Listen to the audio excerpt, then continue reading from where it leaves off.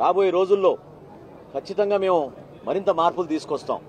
CC కెమెరాలు ఏర్పాటు చేస్తాం, వచ్చిన వినియోగదారులకి సౌకర్యాలు కల్పిస్తాం. ఈ షాపుల ప్రాంతంలో పారిశుభ్రత గురించి అక్కడ ఉన్న డీలర్లకి ఈ వ్యవస్థ పైన వాళ్ళకి పూర్తి అవగాహన వచ్చేటట్టు, ఎవరైనా ఇబ్బంది పడితే అక్కడే మేము పోస్టర్ పెట్టి జాయింట్ కలెక్టర్ గారి నంబరు, మా డిఎస్ఓ నంబరు, తహసీల్దార్ నంబరు, ఆ షాపు డీలర్ పేరు కూడా, ఆయన ఫోటో, ఆయన నంబర్ కూడా అక్కడ చాలా ప్రముఖంగా ప్రచురించి ఎవరికి ఎటువంటి ఇబ్బంది ఉన్నా కూడా దాంట్లో పెట్టమన్నాం. ఇదే కాదు, అక్కడ ఒక క్యూఆర్ కోడ్ కూడా పెట్టాం. ఆ క్యూఆర్ కోడ్లో ఎవరైనా సరే వాళ్ళ ఫోన్లో స్కాన్ చేసి వాళ్ళకి సమస్య ఉందని వాళ్ళు చెప్తే డైరెక్ట్గా మా కమిషనర్ గారి దగ్గరికి ఆ ఇన్ఫర్మేషన్ వస్తుంది. కేంద్ర కార్యాలయం నుంచి మేము పర్యవేక్షించి ఎప్పటికప్పుడు తూకం విషయంలో కానివ్వండి, ఎక్కడైనా ఏమైనా నాణ్యత విషయంలో కానివ్వండి, క్వాలిటీ లోపాలు ఏమైనా ఉన్నా సక్రమంగా సరైన సమయానికి వాళ్ళు తెరవకపోతే మేము చర్యలు తీసుకుంటాం. ఈ 65 సంవత్సరాలు నిండిన వృద్ధులకు, దివ్యాంగులకు సపరేట్ వాట్సాప్ గ్రూప్ ఏర్పాటు చేశాం.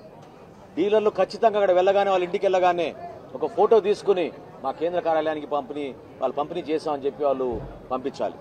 ఈ విధంగా మానిటర్ చేసుకుంటూ ఒక అద్భుతమైన కార్యక్రమానికి మరొకసారి శ్రీకారం చుట్టాం. గతంలో జరిగిన నష్టాన్ని మా కూటమి ప్రభుత్వం ఒక మంచి పరిపాలనతోటి ఒక మార్పు తీసుకురావాలని సంవత్సరం లోపే మేము చేసిన కార్యక్రమం. ఇన్ఫాక్ట్ ఈ రోజు మీరు గత సంవత్సరం మీరు గుర్తుపెట్టుకుంటే ఈ రోజున ఎగ్జిట్ పోల్స్ వచ్చినాయి. ఎగ్జిట్ పోల్స్ లో చాలా క్లియర్ గా ఒక మార్పు రాబోతోంది, మన రాష్ట్రంలో మంచి ప్రభుత్వం రాబోతోందని పత్రికలందరూ కూడా ఆ రోజు ప్రచురించారు, చూపించారు.